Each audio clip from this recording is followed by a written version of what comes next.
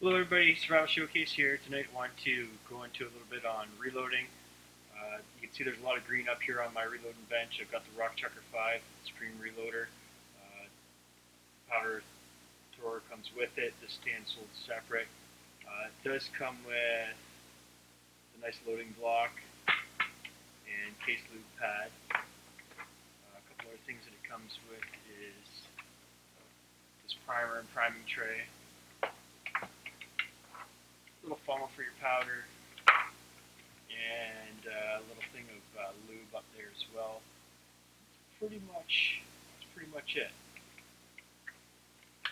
Okay, so the first thing is I have some brass here that has been shot through my 22-250. So when that's the case, when you have brass that you've shot through a rifle, you can actually just take it and you can use what they call a neck sizing die. And that's what I have in here, and it is that die package right there that's available from RCBS.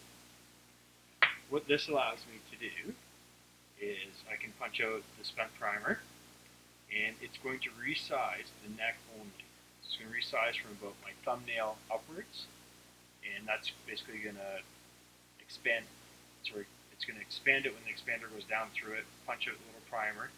And then as the expander comes out, it's going to crimp that back in a little bit. So it makes it to the right diameter to hold a bullet again. But the rest of the case will not get resized from basically my thumbnail down, will not get touched by the die. And what that does is allows that case to stay the exact same size as the chamber it came out of. And I only recommend doing this if you plan on shooting the ammunition that you've previously fired in a rifle to shoot it back through that exact same rifle, because that chamber size is going to be fire formed to that rifle's chamber. So I've got my neck die in here. It's in there seated nice and tight, and the way you want it to be seated is just so that when you bring your ramrod down, it touches there lightly, and then it should just almost click down, enough pressure to click down, and then lock, and then one thing that you'll notice is that right now I've set this up on this bench. It's a fairly new setup here for me. I had it elsewhere before. But I don't like the fact that it has play to it, to my bench. I'm actually going to put a piece of 2x4 from here down. We're going to lock that so that this doesn't move. So this here is a little wee shell holder. It's RCBS number 3. And it just fits on the top of this rod right here. It clicks right in there.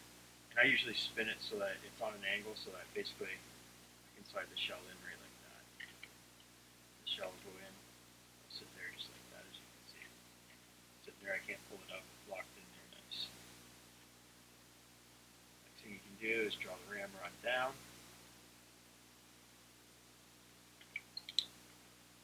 You just heard the primer fall out. I've got it locked. Go back down. Sized.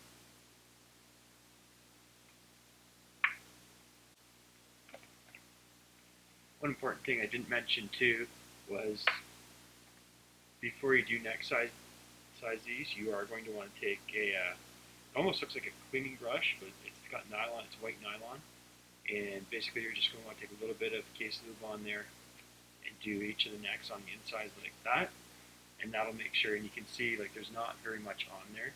And that is not coated by any means. Just got a little bit on there, just enough to dampen the surface inside of there and to allow the expander ball to travel up and down through there freely without getting stuck. And you would do each one of your cases that you're going to do. A little bit goes a long ways with